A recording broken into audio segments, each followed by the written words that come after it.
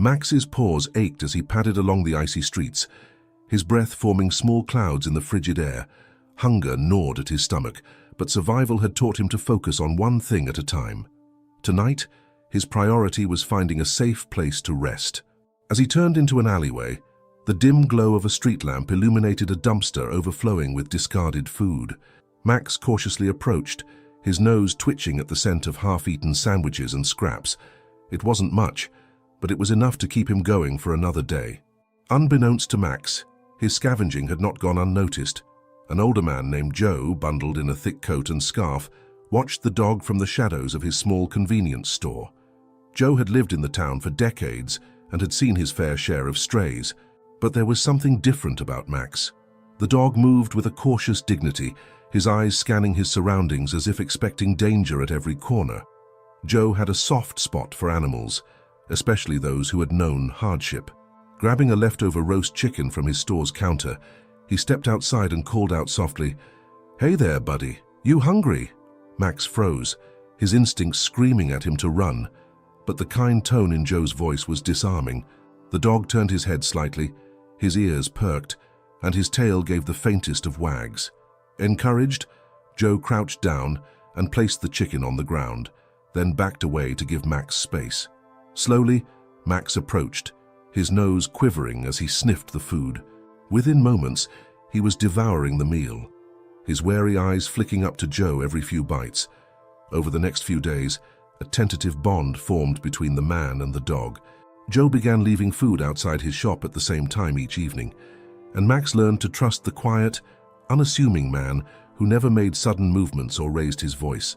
Though Max still refused to let anyone touch him, he started lingering longer after meals, sitting a few feet away as Joe talked to him in a soothing voice. One evening, as Max finished his meal, he surprised both himself and Joe by taking a cautious step forward. Joe held his breath, resisting the urge to move. Max sniffed the air, his dark eyes meeting Joe's for a moment. Then, as if testing the waters, he pressed his nose against Joe's outstretched hand. It was a small gesture, but it marked a turning point in their relationship. Joe, a widower with no children, found solace in Max's quiet companionship. He began setting up a small bed of blankets behind his shop, hoping the dog would take shelter there during cold nights. Slowly but surely, Max began to accept Joe's care. For the first time in years, he experienced warmth, not just physical but emotional. Joe often wondered about Max's past. The dog's scars, both physical and emotional, told a story of hardship, but Joe respected his new companion's silence. He didn't push for affection or try to control him. Instead, he offered consistent kindness, allowing Max to heal at his own pace. As months passed, Max's fur grew shinier, and his eyes regained some of their former brightness. He began accompanying Joe on his daily walks to the town's edge, where children playing in the snow would occasionally wave at the pair. Max still flinched at sudden movements, but his confidence was slowly returning. The bond between man and dog deepened, rooted in mutual trust and a shared understanding of loneliness. Then, one crisp spring morning, something unusual happened.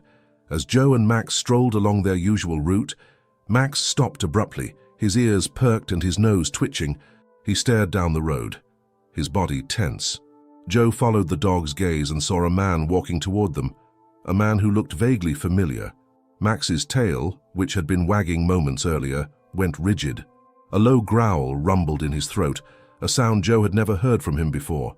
The man approaching them had a rough appearance, his clothes disheveled and his eyes scanning the street nervously. Joe instinctively stepped closer to Max, placing a protective hand on his head. The man's eyes landed on Max and he froze. "Max?" he called out hesitantly, his voice tinged with disbelief. Joe felt Max stiffen under his touch, and the dog's growl grew louder. Joe realized in an instant who this man must be. Max's former owner. The man took another step forward, his hand reaching out as if to grab the dog. But Max wasn't the same frightened animal who had fled 2 years ago. With a fierce bark, he lunged forward, placing himself between Joe and the stranger. The cold winter air cut through the desolate streets of a small rural town as dusk began to settle. Among the shadows, a lone dog limped cautiously along the road, its fur matted and its eyes carrying a weight far beyond its years. His name was Max, a scruffy mutt who had endured more in his short life than most animals should ever have to. Once a beloved pet, Max had known the warmth of a family and the gentle touch of a caring hand. But those memories had faded, replaced by the haunting recollections of cruelty and neglect. 2 years prior, Max's owner had been a man named Alan, whose once kind demeanor had turned bitter after losing his job. With nowhere to vent his frustrations, Alan's anger found a target in Max. The dog bore the brunt of Alan's outbursts, enduring harsh words, kicks, and even days without food. Max's once bright eyes grew dull, and his wagging tail fell still. But despite the mistreatment, Max's spirit never broke entirely. Deep within him, a flicker of loyalty and love remained. One fateful night, after a particularly violent episode, Max found the courage to escape. With nothing but the biting wind at his back, he ran as fast as his legs could carry him, leaving behind the only home he had ever known. For days, Max wandered aimlessly, scavenging for scraps and sleeping under bridges. The scars on his body told a tale of pain, but the light in his eyes hinted at an unyielding hope. Little did Max know, his journey was far from over. In a twist of fate, he would cross paths with a kind-hearted stranger who would change his life forever. But the most incredible chapter of his story was yet to come. A moment 2 years in the making that would shock everyone who had doubted him. The police officers stepped into the shop, their flashlights cutting through the dim interior. Joe recounted the events, his voice steady despite the adrenaline still coursing through him. Max sat by his side, his eyes never leaving the door, as if expecting Alan to return. The officers assured Joe they would patrol the area and keep an eye out for Alan, but their words did little to ease his worry. After the officers left, Joe locked the door and knelt beside Max, stroking the dog's head. "It's over, buddy," he said softly, though he wasn't sure he believed it himself. Max leaned into Joe's touch, his usual wariness replaced by a rare moment of vulnerability. The following morning, Joe decided it was time to take action. He called a friend who worked at an animal shelter in a nearby town. Karen was a seasoned advocate for animal welfare, and Joe knew she'd have advice on how to protect Max. After hearing the story, Karen didn't hesitate. "You need to get Max microchipped and officially registered in your name," she said. "That way, if Alan tries anything, you'll have legal proof that Max belongs to you." Joe agreed and set up an appointment at the shelter. The process was straightforward, and Karen even offered to file a report documenting the encounter with Alan. As she scanned Max's microchip to activate it, a strange look crossed her face. "What is it?" Joe asked, his stomach tightening. Karen hesitated before answering. "Max already has a microchip. It was registered to someone 2 years ago, Alan Thompson." Joe felt a cold knot form in his chest. "What does that mean?" he asked. "Does this give him a legal claim to Max?" Karen sighed. "Not necessarily. Ownership laws vary by state, and in cases of neglect or abuse, the courts almost always side with the current caregiver, especially if the animal is well cared for. But this complicates things. If Alan wanted to make a case, he could." The news left Joe uneasy. He had worked so hard to give Max a safe and loving home, and the thought of Alan disrupting their lives was unbearable. But Karen's next words offered a glimmer of hope. "I'll contact a lawyer who specializes in animal custody cases," she said. "We'll make sure Max's history is documented. If it comes to a legal battle, we'll be ready." Feeling a mix of relief and apprehension, Joe thanked Karen and took Max home. That evening, as they sat together by the fire, Joe couldn't shake the feeling that this wasn't the end of their troubles. Max, sensing Joe's unease, rested his head on the man's lap, his soft eyes filled with trust. Days turned into weeks, and life slowly returned to normal. Joe resumed his daily walks with Max, avoiding the area where they had encountered Alan. Max seemed to sense the shift in Joe's mood, staying closer to his side and reacting more alertly to their surroundings.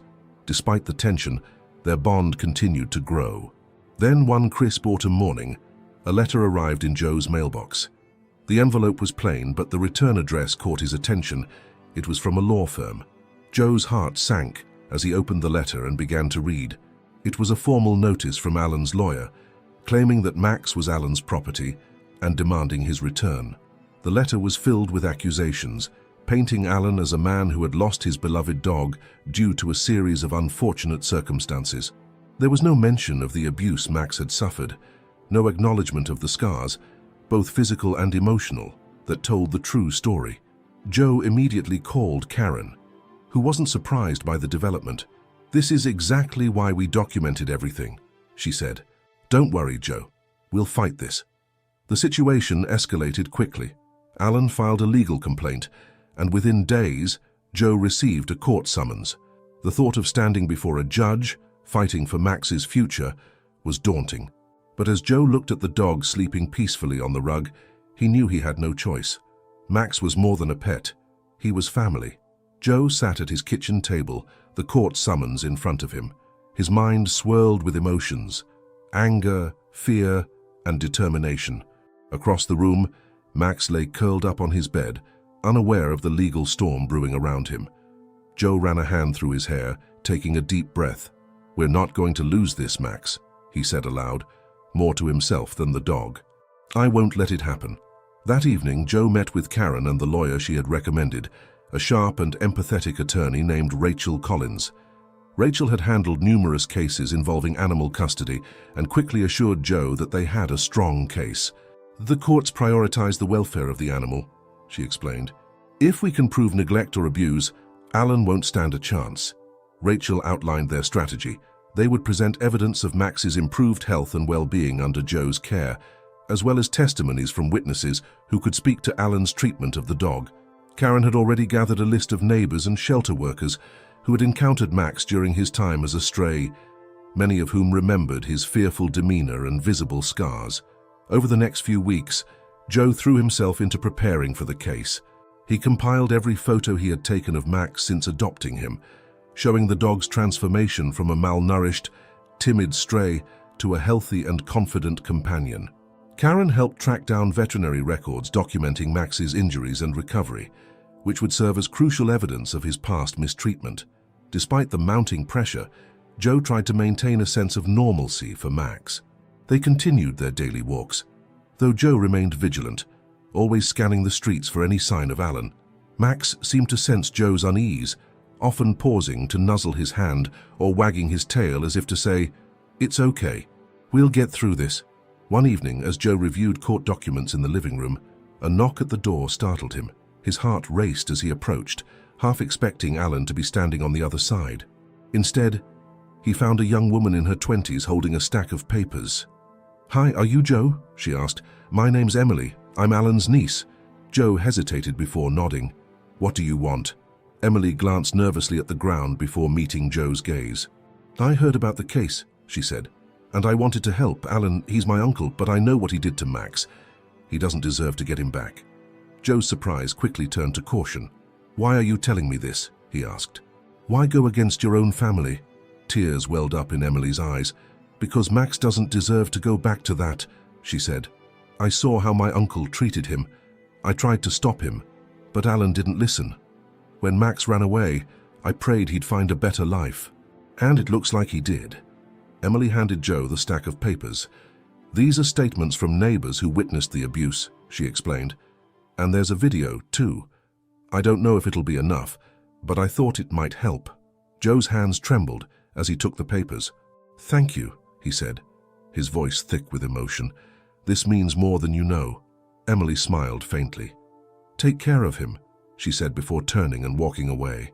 That night, Joe and Rachel reviewed the new evidence. The video, captured by a neighbor's security camera, showed Alan dragging Max by the collar, yelling obscenities while the dog cowered in fear. Rachel's expression hardened as she watched. "This is exactly what we needed," she said. "It's undeniable proof of neglect." The court date arrived faster than Joe anticipated. As he and Rachel entered the courthouse, Joe felt a wave of anxiety wash over him.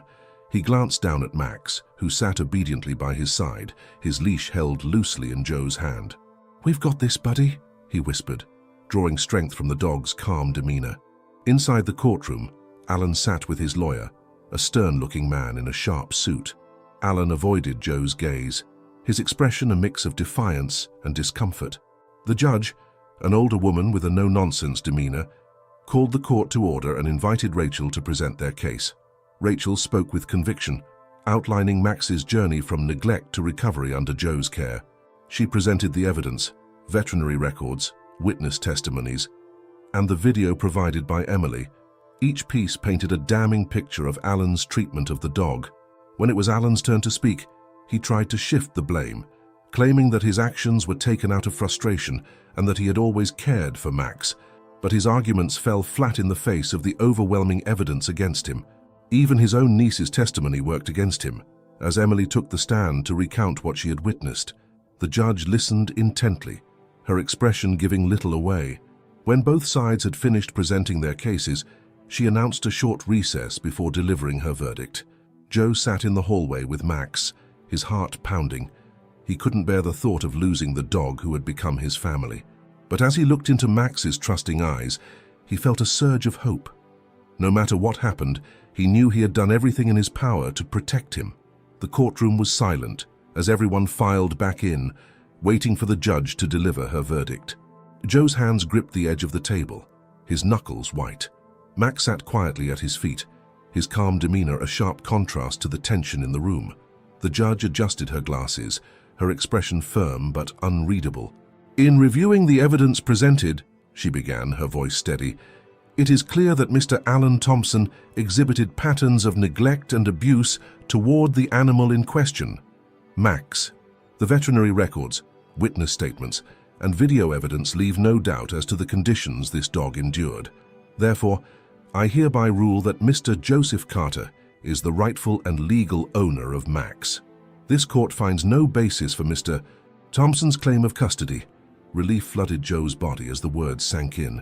He reached down to scratch Max behind the ears, whispering, "We did it, buddy." Across the room, Alan's face twisted in anger. He stood abruptly, slamming his hands on the table. "This isn't over," he snarled, pointing a finger at Joe. "You'll regret this." The judge rapped her gavel sharply. "Mr. Thompson, I suggest you leave this courtroom quietly. Any further outbursts will result in contempt charges." Alan's lawyer placed a hand on his shoulder, urging him to sit, but Alan shrugged him off and stormed out of the room. The tension lingered even after he was gone.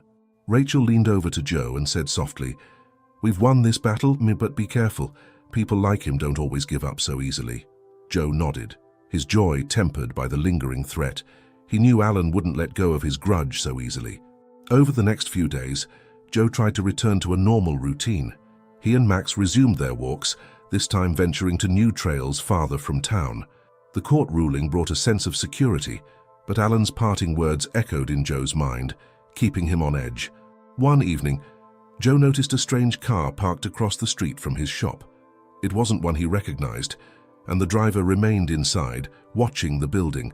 Joe's stomach churned. Was it Alan, or perhaps someone working for him? He debated calling the police but decided to wait and see if the car left on its own. As night fell, the car finally drove away, but the unease lingered. Joe shared his concerns with Karen, who immediately offered to contact the local police. "They need to know about this," she insisted. "If Alan is harassing you, they can step in." The police took Joe's report seriously, promising to patrol the area more frequently. Still, the situation weighed on him. He found himself double-checking the locks on his doors and looking over his shoulder whenever he left the shop. Meanwhile, Max seemed to sense Joe's anxiety. The dog had always been protective, but now his vigilance intensified. He barked at every unfamiliar sound and positioned himself near Joe whenever they were outside. Though Max's behavior was comforting, Joe couldn't help but worry that their lives would never truly be free of Alan's shadow. One night, as Joe was closing up the shop, he heard a noise in the alley behind the building. It was faint at first, a shuffle of feet, a clatter of something metallic. Max growled low in his throat, his ears perked. Joe grabbed a flashlight and cautiously stepped outside, Max at his side. The beam of the flashlight cut through the darkness, revealing nothing at first. But then, just as Joe was about to turn back, he spotted a figure darting behind a dumpster. "Who's there?" he called out, his voice steady despite his pounding heart. The figure didn't respond, but Max lunged forward, barking furiously. Joe held tight to the leash, his grip firm. "Show yourself," he demanded. Slowly, a teenager emerged from behind the dumpster, his hands raised in surrender. He looked no older than 16, his clothes dirty, and his face pale. "I wasn't doing anything," the boy stammered. "I swear." Joe lowered the flashlight slightly, but didn't let his guard down. "What are you doing back here?" The boy hesitated before muttering, "I was just looking for food." Joe's initial suspicion softened. The boy's gaunt frame and ragged appearance spoke of hardship. "Are you homeless?" Joe asked gently. The boy nodded, his eyes darting nervously toward Max, who had stopped barking but remained alert. Joe sighed and gestured toward the shop. "Come inside. I'll get you something to eat." As the boy followed him inside, Joe couldn't shake the feeling that this encounter was more than a coincidence. Was the boy telling the truth, or had he been sent by Alan to spy on him? Either way, Joe decided to help. He prepared a plate of food and watched as the boy devoured it hungrily. "Thank you," the boy said, his voice barely above a whisper. "I didn't mean to scare you." Joe nodded, but kept his questions to himself for now. He couldn't ignore the possibility that this boy's appearance was connected to the events of the past few weeks. The mystery only deepened, adding another layer of uncertainty to an already precarious situation. As the teenager finished his meal, Joe sat across from him, Max lying protectively at his feet. The boy seemed nervous, avoiding Joe's gaze while fidgeting with the hem of his worn jacket. "What's your name?" Joe asked gently, trying to put him at ease. "Evan," the boy mumbled, glancing up briefly before returning his focus to the plate. Joe nodded. "Well, Evan, you're safe here. Do you have anywhere to go? Any family?" Evan hesitated, his shoulders tensing. "No, it's just me," he admitted, his voice barely audible. There was a weight in his words, a story he wasn't ready to share. Joe decided not to press further, though his curiosity was piqued. He couldn't shake the feeling that Evan's sudden appearance wasn't entirely random. After cleaning up, Joe offered Evan a place to sleep for the night, a small cot in the shop's back room.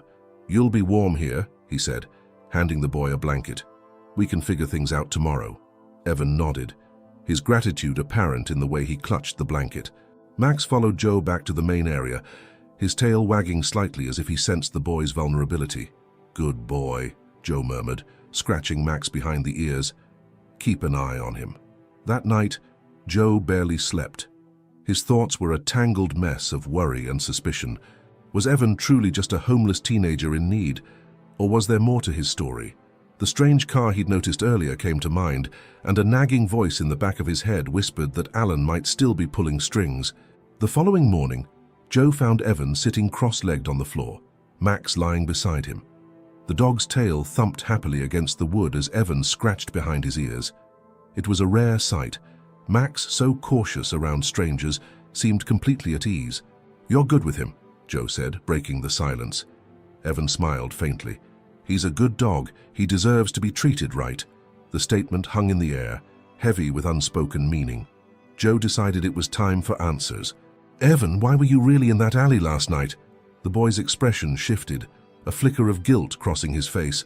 "I told you," he said quickly. "I was looking for food." Joe crossed his arms, his tone firm, but not unkind.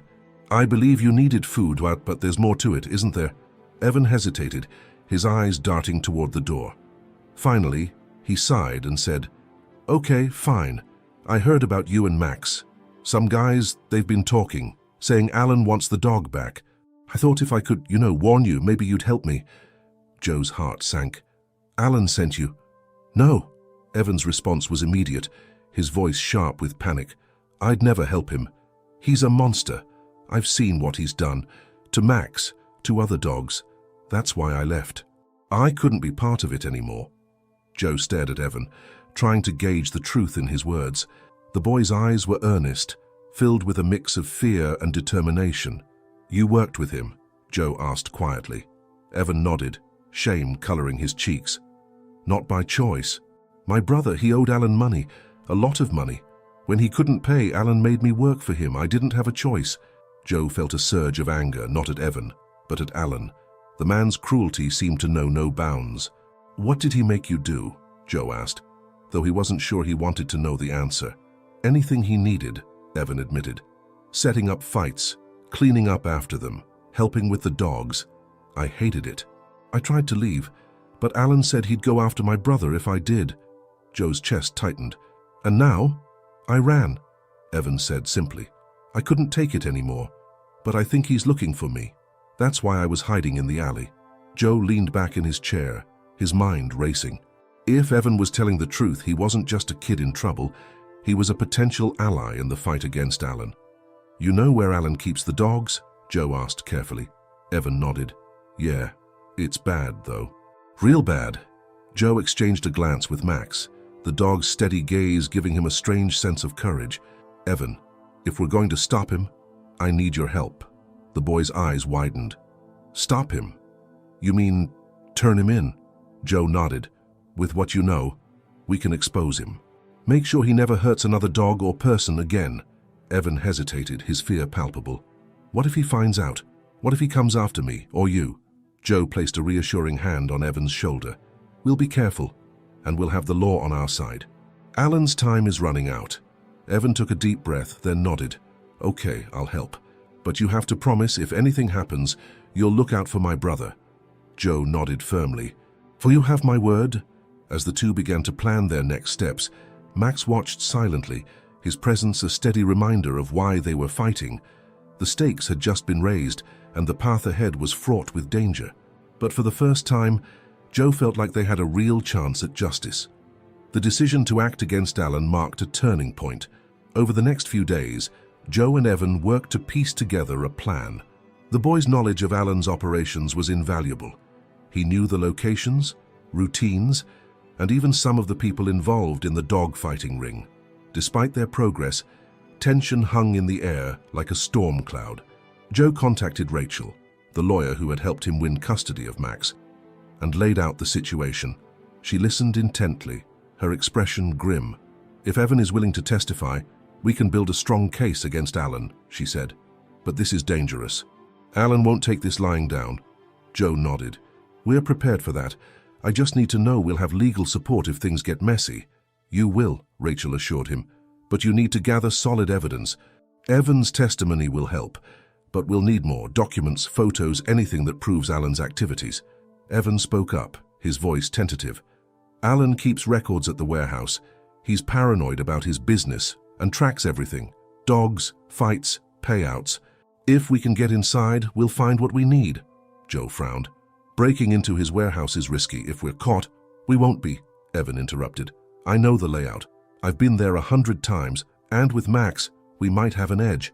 Alan doesn't know you're planning this. Reluctantly, Joe agreed. They set a date for the operation, planning to move under the cover of night. Rachel promised to coordinate with local law enforcement, ensuring they would act swiftly once the evidence was secured. As the day approached, Joe couldn't shake a sense of foreboding. Alan's threats, the strange car outside his shop, and now this bold plan. It all felt like they were walking a tightrope over a pit of danger. Max seemed to sense his unease, staying close to his side and occasionally nudging him as if to say, I've got your back.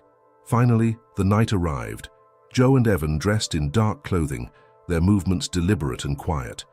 Max, his harness secure, stood alert by Joe's side. The trio slipped out of the shop and into the cool night air, heading toward the warehouse on the outskirts of town. The warehouse loomed large in the moonlight, its shadow stretching across the deserted lot. Evan led the way, pointing out the surveillance cameras and the best points of entry. The back door is usually unlocked, he whispered, but be careful. Sometimes Alan leaves one of his guys here to watch the place. Joe nodded, his heart pounding. They moved silently toward the back of the building, Max padding softly beside them. The door creaked slightly as Joe pushed it open, the sound echoing in the stillness. Inside, the warehouse was dimly lit, rows of crates and cages creating a maze of shadows. Evan motioned for Joe to follow as he navigated the familiar layout. They reached a small office tucked away in the corner, its door slightly ajar. Evan hesitated, then peeked inside. It's empty, he whispered. This is where he keeps the records. Joe stepped inside, quickly scanning the room. A metal filing cabinet sat against the wall, its drawers locked. Can you pick this? He asked. Evan nodded, pulling a small set of tools from his pocket. As the boy worked, Joe kept watch, his ears straining for any sound of movement. Max stood by the door, his eyes fixed on the hallway beyond. Minutes felt like hours, but finally, Evan let out a triumphant whisper. Got it. He opened the drawer, revealing a trove of documents and ledgers. Joe grabbed his phone and began snapping pictures, focusing on anything that looked incriminating. Lists of fights, payments, and even photos of dogs. Suddenly, Max let out a low growl. Joe froze, his hand halfway to another stack of papers. "What is it, boy?" he whispered, stepping to the door. Footsteps echoed in the distance, growing louder with each passing second. Joe's heart raced. "Evan, we've got company." Evan shoved the papers back into the drawer and locked it hastily. "We have to go," he said, his voice trembling. Joe nodded, leading the way out of the office. They moved quickly but quietly, weaving through the maze of crates. Max stayed close, his ears perked and his body tense. As they neared the exit, a flashlight beam swept across the room, missing them by inches. "Did you hear that?" a gruff voice called out. "Someone's here." Joe motioned for Evan to stay low as they crept toward the back door. The voices grew closer, their tone sharp with suspicion. Max growled again, his body low to the ground. Just as they reached the door, a shout rang out. "Hey, stop!" Joe pushed the door open, and they bolted into the night, Max leading the way. Behind them, the sound of footsteps and angry voices filled the air. They sprinted across the lot, adrenaline pumping as they made their escape. By the time they reached the safety of Joe's truck, their breaths were ragged and their hearts raced. "Did you get the pictures?" Evan asked, his voice shaking. Joe nodded, holding up his phone. "We've got everything we need." As they drove back to the shop, Joe glanced in the rearview mirror, half expecting to see headlights following them.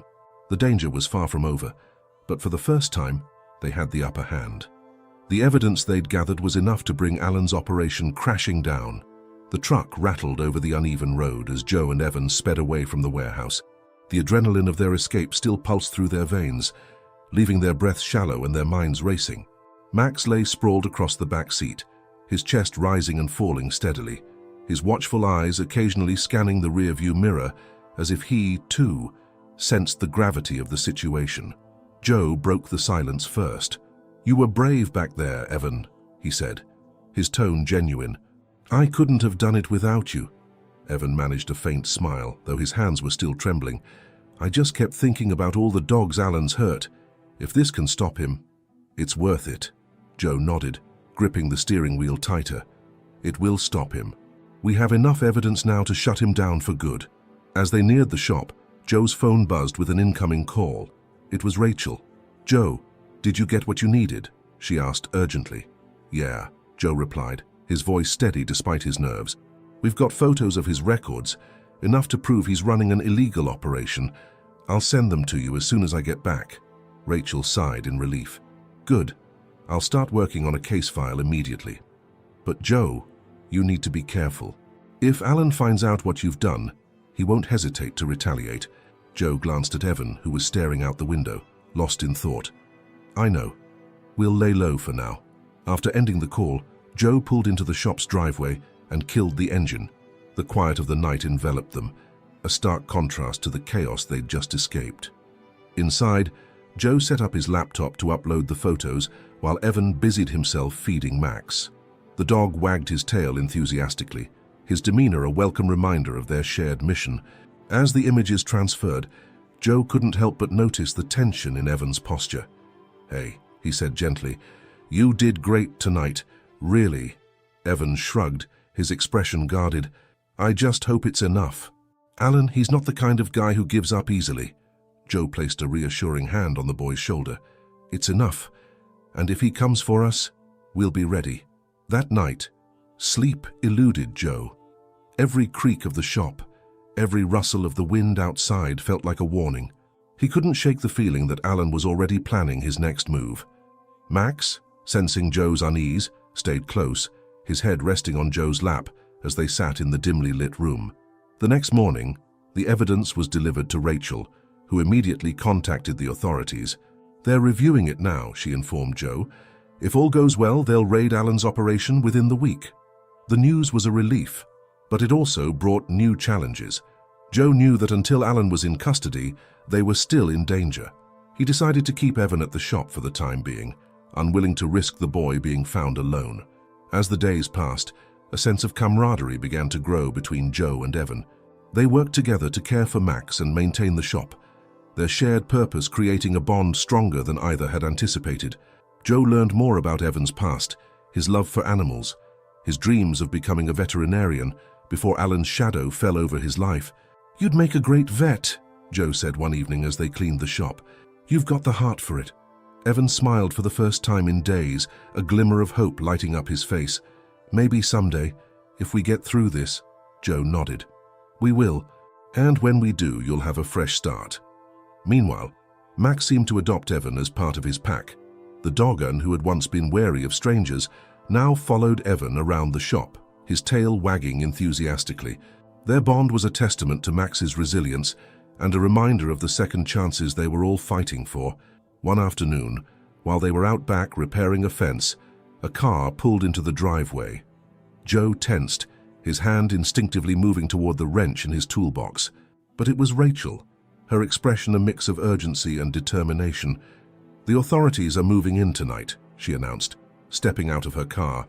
"They've reviewed the evidence and secured a warrant. Alan's operation is going down." Joe exchanged a glance with Evan, who swallowed hard. "Does he know?" Joe asked. Rachel hesitated. "It's hard to say, but you need to be on high alert. If Alan suspects anything, he could lash out." That evening, as the sun dipped below the horizon, Joe double-checked the locks on the shop and kept Max close. Evan paced nervously, his energy restless. The tension was palpable, every shadow outside the windows a potential threat. Hours later, Joe's phone buzzed with a text from Rachel. The raid was a success. Alan's in custody. Joe let out a breath he hadn't realized he was holding. "It's over," he said, showing Evan the message. The boy's shoulders slumped with relief, and for the first time in weeks he smiled, really smiled. Max barked softly, as if sensing the victory. Joe knelt beside him, scratching behind his ears. "We did it, buddy.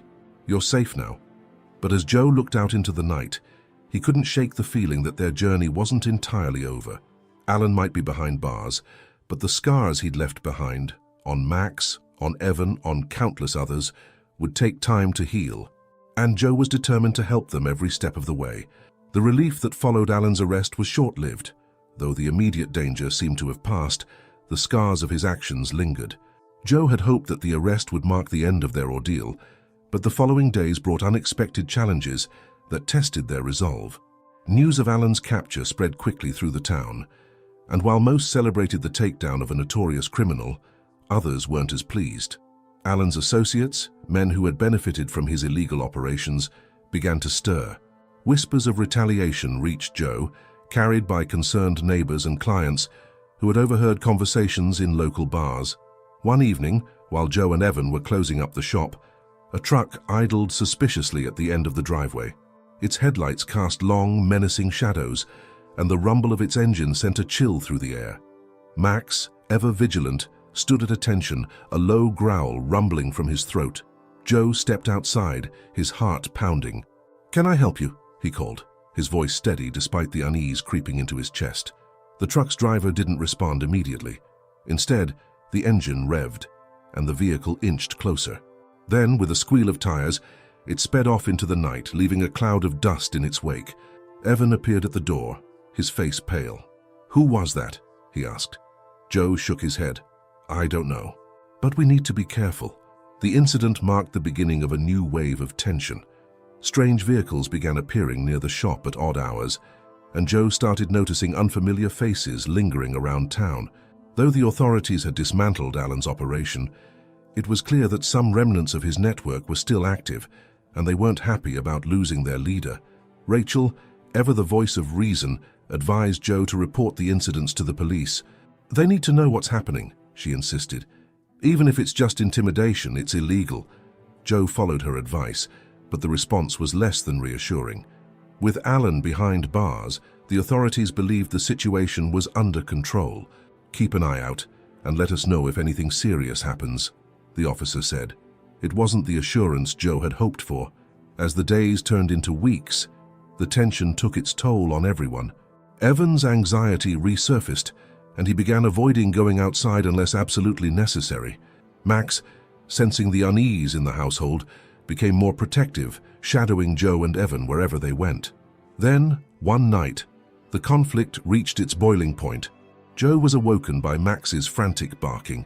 He bolted upright, his heart racing as he grabbed a flashlight and headed for the back door. Evan appeared moments later, his eyes wide with fear. "What's going on?" he asked. Before Joe could answer, the sound of shattering glass echoed through the shop. Someone had thrown a brick through one of the windows, and the faint glow of fire flickered in its wake. "They're trying to burn us out," Joe realized, his stomach sinking. "Call 911, he ordered Evan, rushing to grab the fire extinguisher. Max was already at the broken window, barking fiercely at the figures retreating into the darkness. Joe doused the flames quickly, but the damage was done. The message was clear. When the authorities arrived, they found little evidence of the culprits. The incident was officially labeled as vandalism, but Joe knew it was more than that. It was a warning, a reminder that Alan's arrest hadn't erased the danger they faced. Evan was visibly shaken, and Joe struggled to comfort him. "We'll get through this," he promised, though the words felt hollow. Max pressed against Evan's side, his presence offering a small measure of comfort. The following day, Rachel arrived with urgent news. "Alan's been talking," she said, her expression grim. "He's trying to cut a deal by naming names, but it's stirring up trouble. Some of the people he's implicating are dangerous." Joe felt a surge of frustration. "So we're still not safe?" "Not yet," Rachel admitted. "But his testimony could take down the entire network. We just have to hold on a little longer." The knowledge that Alan's associates were being targeted by law enforcement brought some comfort, but it also increased the stakes. Joe knew they couldn't afford any more close calls, not with Evan's safety on the line. Determined to take control of the situation, Joe began fortifying the shop. He installed security cameras, reinforced the doors and windows, and kept a close eye on the surrounding area. Max remained ever watchful, his loyalty unwavering. Despite the precautions, Joe knew they couldn't live in fear forever. He began reaching out to the community, rallying support for stricter measures against animal cruelty and illegal activities. The story of Max's rescue and the fight against Alan's network resonated with many, sparking a wave of activism that brought a glimmer of hope. But the fight wasn't over yet. As the days counted down to Alan's trial, Joe and Evan braced themselves for whatever might come next. They knew the road ahead would be difficult, but they also knew they weren't alone. Together with Max by their side, they prepared to face the final chapter of their journey. As the trial date for Alan approached, the tension in Joe's life reached its peak. The quiet life he had built around his rescue shop seemed to hang by a thread, and every passing moment felt like the calm before an impending storm. Evan tried to stay focused on helping around the shop, but his frequent glances at the windows and doors betrayed his unease. Max, ever vigilant, seemed to share the same wariness, often growling at distant sounds. One evening, Rachel called with an update that would change everything. "Joe, I just found out Alan's associates are planning something big. They're desperate mood and they might be targeting you to send a message." Joe's grip on the phone tightened. "Do we have any specifics? When or how?" "Not yet," Rachel admitted, frustration lacing her voice. "But I've flagged it with the police. They're on alert." Joe hung up, his mind racing. This wasn't just about him anymore. Evan's safety and Max's depended on his next move. He decided to act preemptively, fortifying the shop even further and briefing Evan on an emergency plan. "If anything happens," Joe said firmly, "you take Max and head to the shelter by the woods. It's hidden, and they won't find you there." Evan nodded, though his face betrayed his fear. "What about you?" "I'll handle whatever comes," Joe replied, determination etched into his features. The next night, the confrontation finally came. Joe was awakened by the sound of car engines outside. He peered through the blinds to see 3 trucks pulling into the driveway, their headlights piercing the darkness. Shadows moved quickly as several men stepped out, their intentions clear. Joe didn't wait. He grabbed his phone and called Rachel, speaking in a low, urgent tone. "They're here." "I'm sending the police," Rachel replied, her voice sharp with concern. "Do not engage them." Joe hung up and turned to Evan, who was already holding Max's leash. "Go," Joe urged. "Now." Evan hesitated for a fraction of a second, then bolted out the back door with Max in tow, disappearing into the night. Joe locked the door behind them and steeled himself for what was to come. The men approached the shop, their footsteps crunching against the gravel. One of them, a burly figure with a scar running down his cheek, banged on the door. "We know you're in there, Joe," he called out. "Let's have a chat." Joe's heart pounded, but he forced himself to stay calm. "You're trespassing," he called back. "The police are on their way." The scarred man laughed, a low, menacing sound. "Oh, we're not planning to stick around that long. Just thought we'd remind you what happens when you stick your nose where it doesn't belong." Before Joe could respond, one of the men smashed a window with a crowbar, sending shards of glass scattering across the floor. Another began prying at the reinforced door, testing its strength. Joe retreated deeper into the shop, his mind racing for a solution. Max, hiding with Evan in the shelter, growled softly as if sensing the danger his owner faced. Evan held onto him tightly, whispering, "Stay quiet, Max, Joe's counting on us." Back at the shop, Joe made a snap decision. He grabbed a flare gun from his emergency supplies and fired it through the broken window. The bright light and deafening noise startled the intruders, buying Joe precious seconds. He grabbed his phone and dialed Rachel again. "They're breaking in," he said breathlessly. "How far are the police?" "They're close," Rachel assured him.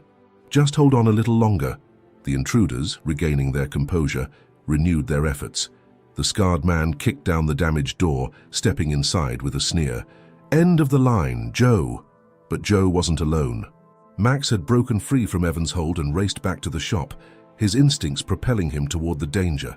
The dog burst through the side entrance, barking ferociously, his presence momentarily halting the men in their tracks. "Max, no!" Joe shouted, fearing for the dog's safety. But Max wasn't afraid. He lunged at the nearest intruder, his powerful frame knocking the man to the ground. The commotion distracted the others long enough for the sound of approaching sirens to fill the air.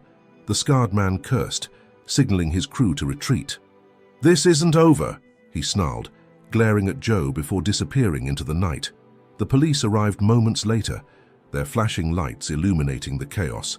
Officers quickly secured the area and began taking statements. Rachel arrived soon after, her face a mix of relief and anger. "You're lucky to be alive," she said, hugging Joe tightly. Joe glanced at Max, who was being checked over by an officer. "I owe him my life," he said softly. As the adrenaline faded, Joe realized the confrontation had only strengthened his resolve. Alan's associates might have been driven off for now, but their fight wasn't over. With Rachel's help, Joe vowed to see the case through to its conclusion, ensuring that justice would be served, not just for himself, but for every victim of Alan's cruelty. The confrontation had left Joe rattled, but his resolve was unwavering. The attack on his shop wasn't just an attempt to intimidate, it was a declaration of war. As dawn broke over the quiet town, Joe knew the battle wasn't just about him anymore. It was about protecting everything he loved and standing up against the cycle of cruelty and fear that Alan's associates perpetuated. The police investigation began immediately. Officers combed through the wreckage of the shop, collecting evidence and piecing together the events of the previous night. Joe provided every detail he could, and Rachel used her connections to escalate the case. "We have enough now to press charges against more members of Alan's network," she said, determination lighting her eyes.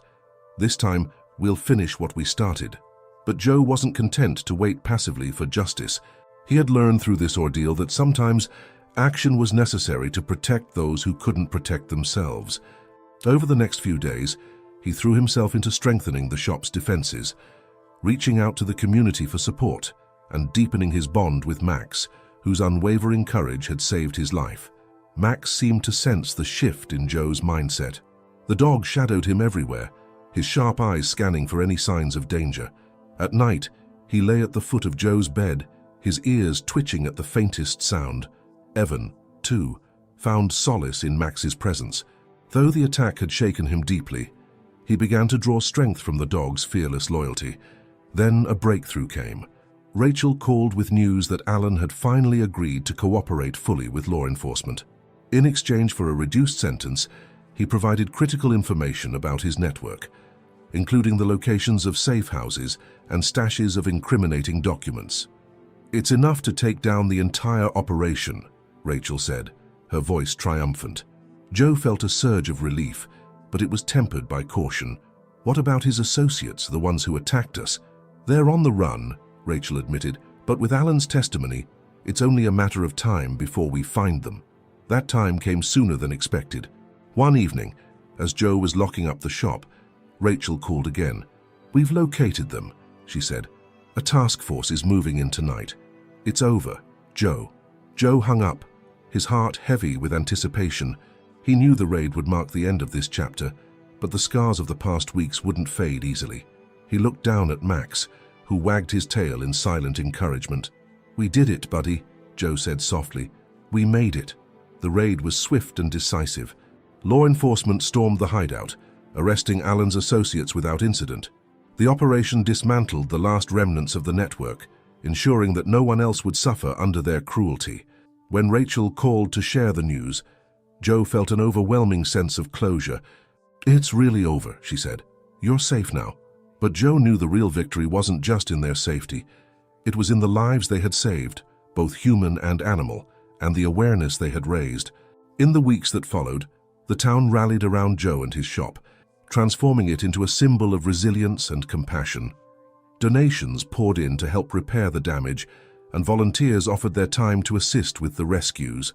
Evan, too, began to heal. With Max by his side, he found the courage to venture outside again, his fear replaced by a quiet determination. Together, they worked to expand the shop's reach, creating a sanctuary where no animal would ever face the horrors Max had endured. One sunny afternoon, Joe and Evan stood outside the shop, watching as a group of children played with Max in the yard. Laughter filled the air, and for the first time in weeks, Joe felt a deep sense of peace. "We did it," he said, glancing at Evan. "We turned something terrible into something good." Evan nodded, a small smile breaking across his face. "Max did it," he said. "He saved us." Joe looked at Max, who was now lying in the grass, his eyes half closed in contentment. The dog had been through so much, yet his spirit remained unbroken. In that moment, Joe realized that Max wasn't just a survivor, he was a hero. As the sun dipped below the horizon, casting the yard in a warm golden glow, Joe knelt beside Max and scratched behind his ears. "You're a good boy, Max," he said, his voice thick with emotion. "The best." Max wagged his tail, his loyalty shining in his eyes. It was a quiet, unspoken bond, a promise that they would face whatever came next together. The weeks following the raid brought a sense of renewal and purpose to Joe's life. The scars from the confrontation were still fresh, but they served as a reminder of the strength he had found in himself and those around him. The community's unwavering support turned the shop into a beacon of hope, a place where second chances weren't just given, they were celebrated. The shop, now lovingly referred to as Max's Haven, became a local landmark. People from nearby towns and cities visited not only to adopt animals, but to hear the incredible story of Max's bravery and resilience.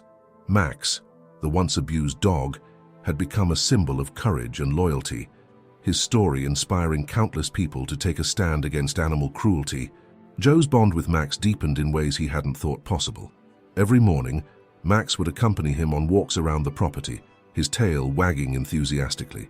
The once anxious dog now exuded confidence and joy, his playful antics bringing a smile to everyone who visited. Evan, too, found healing in Max's presence. The young boy, who had once been too afraid to trust the world, now worked tirelessly alongside Joe, caring for the animals and greeting visitors with a newfound sense of purpose. One afternoon, Rachel visited the shop, her smile reflecting the pride she felt in what they had accomplished. "You've turned this place into something incredible," she said, looking around at the bustling activity. Volunteers cleaned enclosures, children played with the animals, and a new family left with a rescued dog, their faces glowing with excitement. Joe nodded, his eyes following Max as he romped through the yard with a group of children. "It's all thanks to him," he said. "Max taught us what it means to fight for something worth saving." Rachel's expression softened. "You gave him that chance, Joe, and now look at all the lives he's touched." As they talked, a woman approached with her daughter, holding a donation envelope. "We heard Max's story," she said, her voice trembling with emotion. "It gave us the courage to leave a bad situation. Thank you for what you're doing here." Joe accepted the envelope, humbled by the woman's words. It was moments like these that reminded him why he had started this journey, to create a safe haven for those who needed it most. Meanwhile, the impact of their efforts reached far beyond the shop. Alan's testimony had led to the dismantling of multiple animal trafficking rings, and new legislation was being proposed to strengthen protections against cruelty. Rachel, now a key advocate for these changes, often spoke about Max's story during public hearings, using it as a rallying cry for justice. But for Joe, the true reward was closer to home. On a quiet evening, as the sun set over the town, he sat on the porch with Max at his feet and Evan by his side. The golden light bathed the yard in warmth, and a gentle breeze carried the laughter of children playing nearby. It was a moment of peace, a reminder that even in the face of darkness, light could prevail. "Joe?"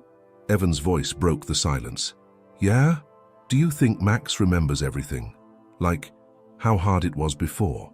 Joe looked down at Max, who gazed back at him with trusting eyes. "I think he does," Joe said thoughtfully, "but I also think he chooses to focus on what he has now. He's a survivor, Evan, and survivors don't forget. They grow." Evan nodded, seeming to understand. He reached down to pat Max, who wagged his tail in response. "I want to be like him," Evan said softly. "Strong, brave." Joe smiled, ruffling the boy's hair. "You already are." As night fell, Joe carried the memory of that day with him, a quiet affirmation that they were on the right path. The journey hadn't been easy, and there were still challenges ahead. But together, with Max leading the way, they would face them.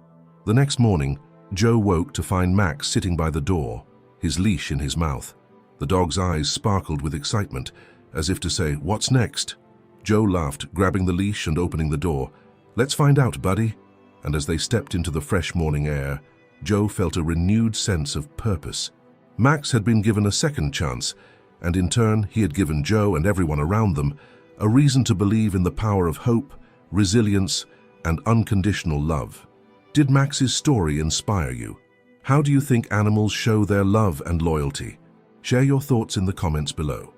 And if you want to see more stories like this, don't forget to subscribe to our channel and hit the like button. Together, let's make the world a better place for animals and their humans. See you in the next video.